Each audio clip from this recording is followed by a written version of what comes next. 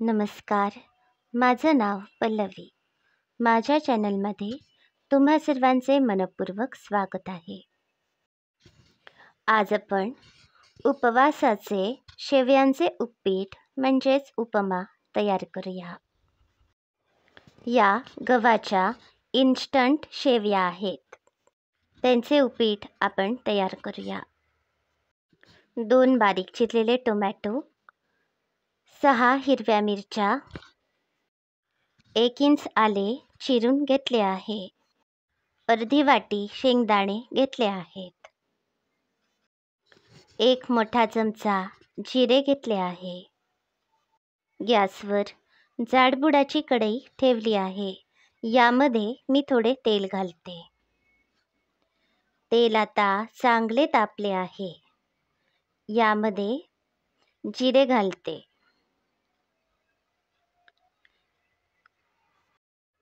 जिरे तेलामध्ये चांगले तळून वर यायला हवे. यामध्ये थोडीशी कढीपत्त्याची पाने घातली आहेत. आता हे कच्चे शेंगदाणे घातले आहेत. आता यामध्ये आले आणि हिरव्या मिरच्या घातल्या आहेत. हिरव्या मिरच्या या फोडणीमध्ये चांगल्या तळूया. आता हिरव्या मिरच्या चांगल्या तळल्या गेल्या आहेत. यामध्ये हे चिरलेले टोमॅटो घालूया. हे टोमॅटो सुद्धा फोडणीमध्ये चांगले परतूया. आता आपली फोडणी तयार आहे. 600 ग्रॅम या इन्स्टंट शेवया घेतल्या आहेत. या शेवया आपण कढईमध्ये घालूया. जर 1 भांडे भरून शेवया असतील तर पाऊण प्रमाणात आपण पाणी घालायचे आहे. आता यामध्ये पाऊण प्रमाणात पाणी घालते. यामध्ये मी थंड पाणी घातले आहे. याऐवजी तुम्ही गरम पाण्याचा उपयोग करू शकता. आता चांगले सरमिसळ करूया. हे उपीट लवकर तयार होते.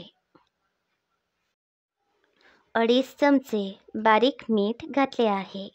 मिठाचे प्रमाण तुमच्या आवडीनुसार कमी अधिक करू शकता. 2 चमचे साखर घातली आहे. आता या कढईवर झाकण ठेवले आहे.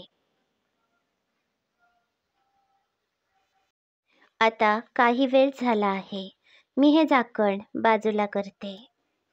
हे बघा, आपले हे शेवयांचे उपीट तयार आहे. पुन्हा एकदा चांगले सरमिसळ करूया. गॅसवर 2 मिनिटे झाकण न ठेवता या उपीटाला वाफ देऊया. आता मी गॅस बंद केला आहे. हे शेवयांचे उपीट मी ओले खोबरे घालून सर्व केले आहे. आवडत असेल तर या उपीटावर तुम्ही तूप किंवा नारळाचे तेल घेऊ शकता. हे शेवयांचे उपीट चवीला खूपच छान लागते. ही रेसिपी तुम्ही नक्की करून बघा. अशाच सहज सोप्या रेसिपी बघण्यासाठी माझे चॅनल सबस्क्राईब करा. धन्यवाद.